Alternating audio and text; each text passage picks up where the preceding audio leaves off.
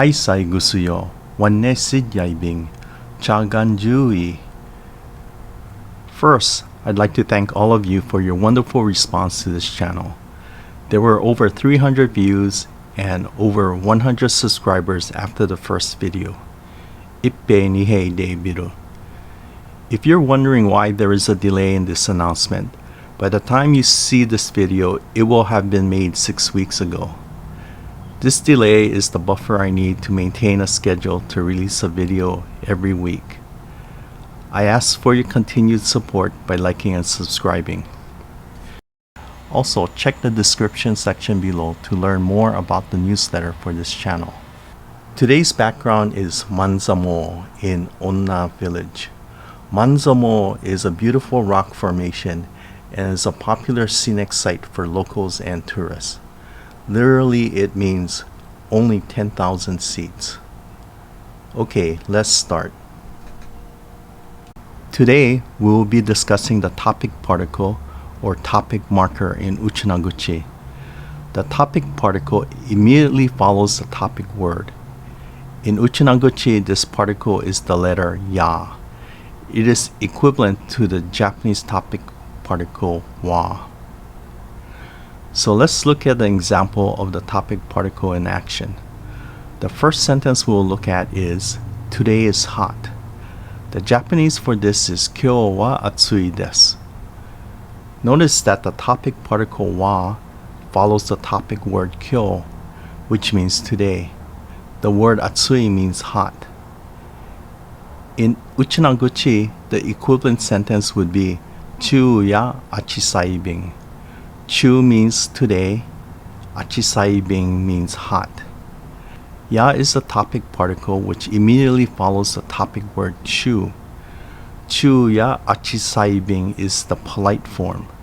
The casual form is chu ya achisang. Let's look at another example sentence. The bitter melon is bitter. In Japanese, this would be go ya wa nigai desu.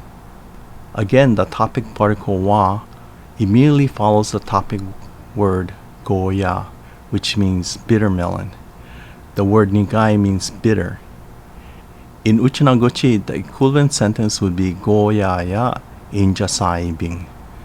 This sentence is the polite form, and the casual form is goya ya injasang. Injasang means bitter. At this point, I hope that everyone is following along and thinks this is very simple. At the end of the last video, I said we needed to discuss one last key point which would involve some explanation. The last key point was the discussion of the topic particle, but looking at the previous two examples, it looks so straightforward. Shouldn't this be the end of today's video? So let's go back to our sample sentence in our last video. The sentence, this is a bitter melon, is equivalent to the Japanese sentence, kore wa goya desu. In the Japanese sentence, kore is the topic, wa is the topic particle. Let's look at the Uchinaaguchi equivalent that we discussed in the last video. Kore goya yaibing. Where's the topic particle ya? The topic particle wa appears in the sentence kore wa goya desu, but there is no topic particle ya in the Uchinaaguchi equivalent. Yes, some of you may have picked up on this in the last video when we said that kuri means the word this, but in our example sentence we use the word kure. The English sentence, this is a bitter melon, should be kuri ya goya yaibing. So what's happening here? So this is the discussion that I delayed from video 8 to this video. In Uchinaaguchi, there is a grammatical rule that changes kuriya to kure. The linguists call this topicalization, and other linguists call this assimilation. In Japanese, it is called Onyin Henka, which means sound change. The Japanese term sounds more descriptive of what's happening, so I'll refer to this as the topic particle sound change. Let's discuss this topic particle sound change rule. In Uchinaaguchi, a topic particle sound change occurs if the topic word ends in a short vowel sound or n. This sound change does not occur if the topic word ends in a long vowel sound. This is why in the first two examples in this video, chuya achisaibing and goya ya injasaibing, you do not see this sound change. Both chu and goya end with long vowel sounds. So what is the topic particle sound change rule for the short vowel sounds and Uchinaaguchi, sometimes called the three vowel language, has the following rules for the 5 short vowels and the N sound. So a topic word ending with a short A sound followed by a topic particle ya becomes the long A sound. The short E sound followed by a ya becomes the long E sound. The short O sound followed by a ya becomes the long O sound. The short I sound followed by a ya becomes the long E sound. The short U sound followed by a ya becomes the long O sound. If the topic word ends with a sound or the letter N followed by a ya, it becomes no. In our example, kuriya goya yaibing, line 4 applies. The I sound followed by a ya becomes the long E sound. In other words, kuriya becomes kure. Similarly, in our sentence pattern for ure, object yaibing, and are, object yaibing, the same rule applied. Uriya becomes ure, and ariya becomes are. Japanese does not have a similar rule for the topic particle wa. This is another reason Uchinaaguchi is considered a different language. Not only are the words different between the two languages, Uchinaaguchi has different grammatical rules. Let's look at 3 words that end with the long vowel sounds. Sa-ta, which means sugar, followed by a ya, remains unchanged as sa-ta-ya. Shin-chi, which means teacher, followed by a ya, remains unchanged as shin-shi-ya. Gakko, which means school, followed by a ya, remains unchanged as gakko-ya. So, in the case where a word ends with a long vowel sound, there is no topic particle sound change. Next, we'll look at words that end with a short vowel sound. Let's start with the short vowel A sound. Chira, which means face, followed by ya, becomes chira. Kasa, which means umbrella, followed by ya, becomes kasa. Hana, which means flower, followed by ya, becomes hana. The words that end with a short E vowel sound will become a long E vowel sound.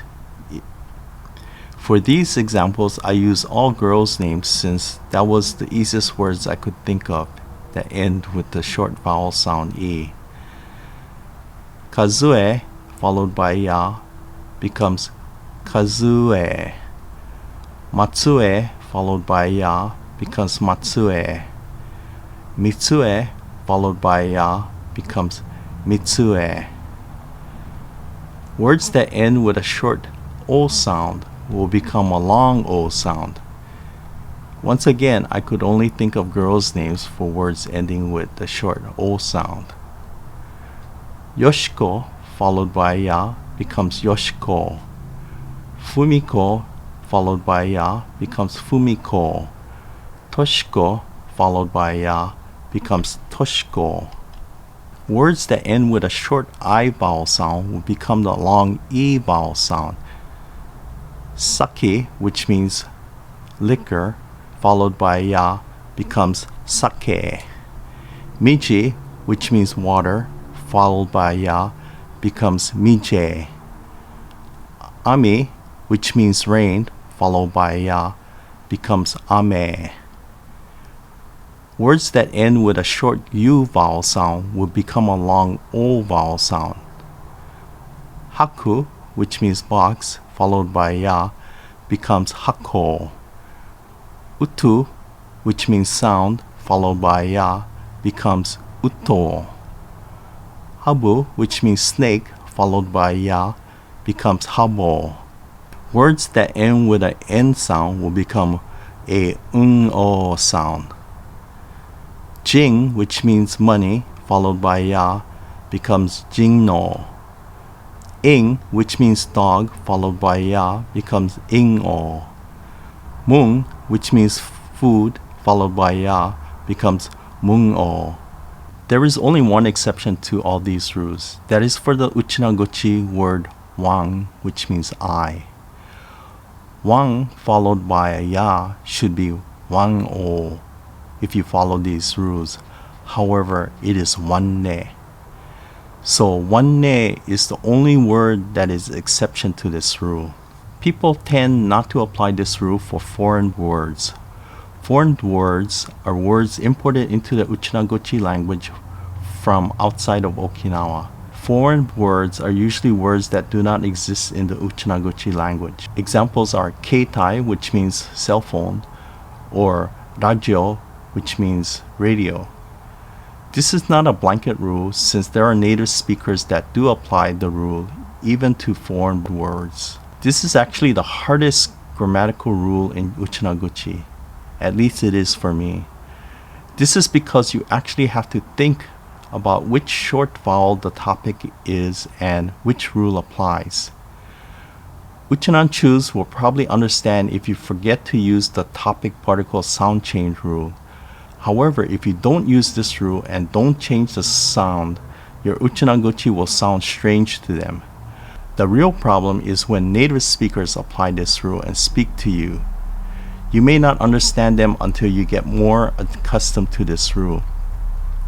We'll see the application of this rule in various videos, so rest assured you will have many opportunities to reinforce what you have learned today. Like I said, this is the hardest grammatical rule, so future rules will be much easier. So let's end today's video here. Please like and subscribe. Mata yasai.